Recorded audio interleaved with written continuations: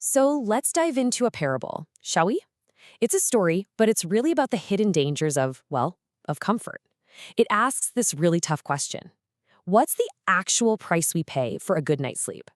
And right out of the gate, our story hits us with this really provocative idea. I mean, we're all told that a good night's sleep is key, right? It's essential. But what if that deep, undisturbed comfort is actually a kind of spiritual death? Yeah, that's the puzzle we're going to try and solve today. What does it really mean to be awake? Okay, so our story follows this traveler, and he's on a quest. But he isn't looking for treasure or fame, nothing like that. He's after something much, much harder to find, what the text here calls a good conscience. So try to picture this marketplace in your mind. It's not bustling with merchants selling silks or spices. No, this place is filled with ideas. It's where these self-proclaimed wise men trade in the currency of virtue.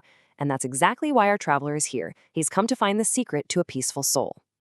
And in the middle of all this, one figure just looms over everyone else. He's this celebrated teacher, a man described as having a gray eminence. And he's sitting up on this high academic chair, which you can think of as both a literal seat and, a metaphorical throne. It symbolizes that established, untouchable wisdom. But then you look at his audience, and something's off. These aren't bright-eyed, eager students.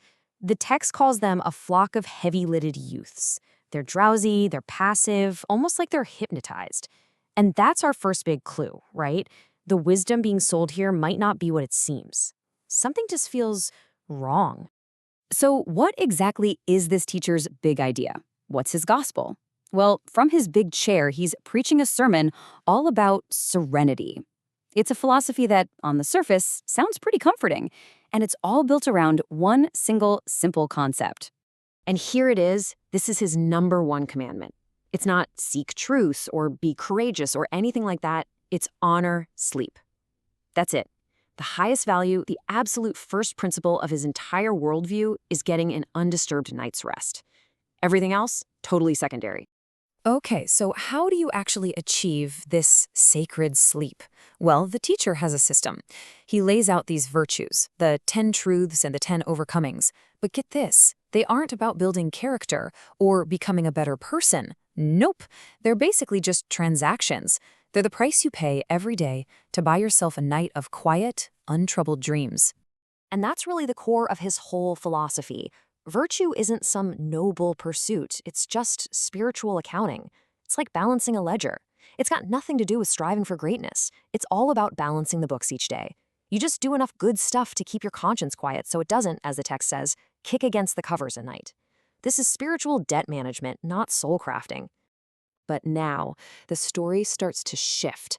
A powerful critique is forming. Both our traveler and the narrator, Zarathustra, start to see this philosophy for what it really is. It's not a path to wisdom. It's a path to numbness. It's just a profound cowardice hiding behind the mask of comfort. So here's the core diagnosis. This so-called academic virtue is just a sedative. The text calls it a poppy head. It's like an opiate that's designed to numb you, to numb the pain, the struggle, that vibrant ache that just comes with being fully alive. So this isn't about finding real harmony. It's about creating numbness and then having the nerve to call it peace. And think about that line again, peace with God and thy neighbor, right? The first time you hear it, it sounds pretty wise, doesn't it? But now, you see it for what it is, a strategy for total avoidance. It says, don't just make peace with your neighbor. Make peace with your neighbor's devil. And why? Not for some noble reason. It's just because, and I quote, otherwise sleep will not come to you. It's about dodging conflict at any price, even if that means making nice with evil itself. And what's the end result of a philosophy like this? Well, it's a life lived entirely in the shallows. It's about avoiding the mountains, where the air is thin and the climb is tough. It rejects that noble fight that actually forges a strong spirit. Instead, it wants you to live in the flat, stagnant marshes, a place where absolutely nothing happens, where no wind ever blows, a place where life is perfectly and dreadfully still. So why is this so appealing, especially to those sleepy students, those heavy-lidded youths? It's because it makes their exhaustion feel okay. It validates it. In a world that can leave you feeling so drained, maybe you don't want a challenge, maybe you just want a pillow. So this teacher becomes a hero to them because he gives their exhaustion a noble name. They've started to mistake the absence of a struggle for the presence of wisdom. Okay, so now a new character steps into the picture. He's been watching all of this from the shadows. It's Zarathustra. And he doesn't see a wise teacher up there. He sees a profound tragedy. And his point of view is about to cut right through the sleepy haze like a knife. And Zarathustra's critique is just devastatingly simple. He says, their wisdom is wake to sleep. That's it. He sees that their whole philosophy is just about surviving the day so they can get back to bed.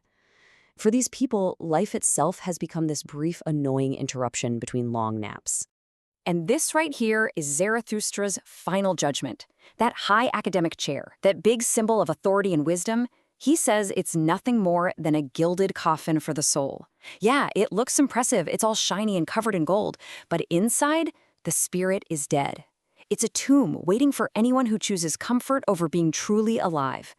So the story basically lays out two very, very different paths for us.